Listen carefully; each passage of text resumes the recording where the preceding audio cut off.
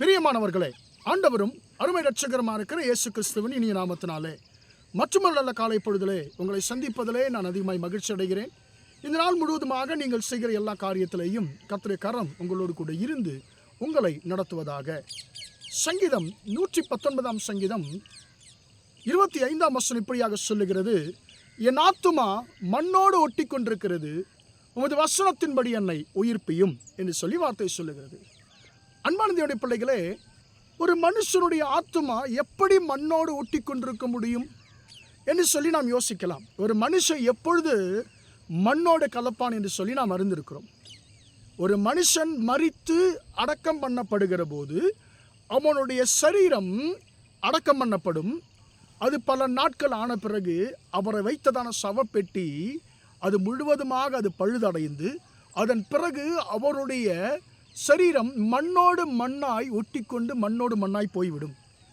ஆனால் இந்த வசனத்தில் அவர் சரீரத்தை குறித்து சொல்லவில்லை, தன் ஆத்துமாவை குறித்து இந்த சங்கீதக்காரர் சொல்லுகிறார். அவர் என்ன சொல்லுகிறார்? ஆண்டவரே, என் ஆத்துமா மண்ணோடு ஒட்டி கொண்டிருக்கிறது, உமது வசனத்தின்படி என்னை உயிர்ப்பியும் என்று சொன்னால் என்ன? அவருடைய ஆத்துமா இந்த உலகத்தோடு கூட அது ஐக்கியமாய் இருக்கிறது. இந்த உலகத்தினுடைய பாவங்களோடு அது ஒட்டி கொண்டிருக்கிறது. இந்த உலகத்தின் பாவங்கள் அவருடைய ஆத்துமாவை கரைப்படுத்துகிறது, அவருடைய ஆத்துமாவை அது கொன்றுவிட்டது. அவர் சொல்லுகிறார், ஆண்டவரே, இந்த உலகிற்குரியதான பாவ காரியங்கள் என் ஆத்துமாவை கொன்றுவிட்டது.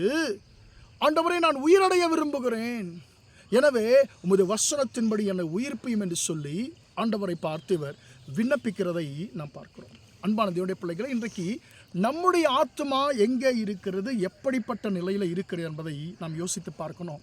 நம்முடைய ஆத்துமா கர்த்தருடைய வசனத்தை தியானிக்கும் என்று சொன்னால், நீங்களும் நானும் கர்த்தருக்குள்ளே நிலைத்திருப்போம் என்று சொன்னால், நிச்சயமாகவே நம்முடைய ஆத்துமா கர்த்தருக்குள்ளே வாழ்கிறது, கர்த்தருக்குள்ளே அது ஜீவனுள்ளதாக இருக்கிறது என்று சொல்லி நாம் புரிந்து கொள்ள முடியும்.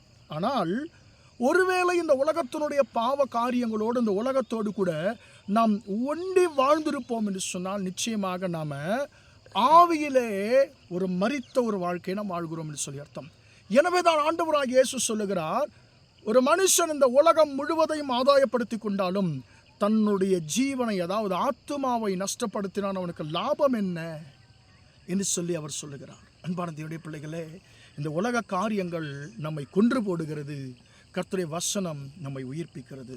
அன்பான தேவனுடைய பிள்ளைகளே, நாம் வசனத்தின்படி நாம் வாழும் பொழுது நாம் உயிருள்ளவர்களாக, ஆவியின்படி நாம் பிழைத்திருக்கிறவர்களாக நாம் வாழ முடியும், நாம் ஆசீர்வாதங்களை பெற்றுக்கொள்ள முடியும்.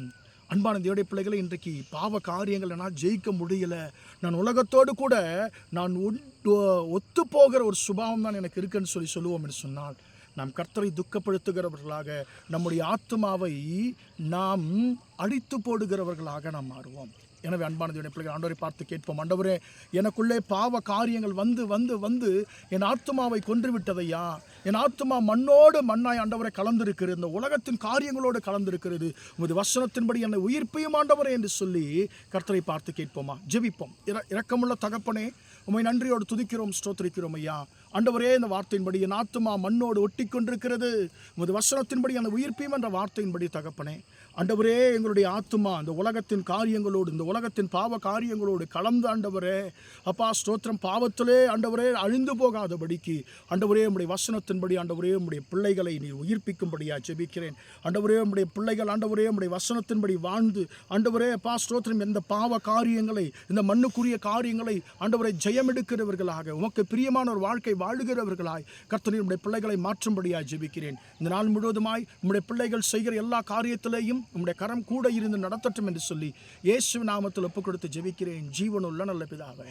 ஆமென், ஆமென். பிரியமானவர்களே, கர்த்தர் உங்களை ஆசீர்வதிப்பாராக. Praise the Lord, praise the Lord.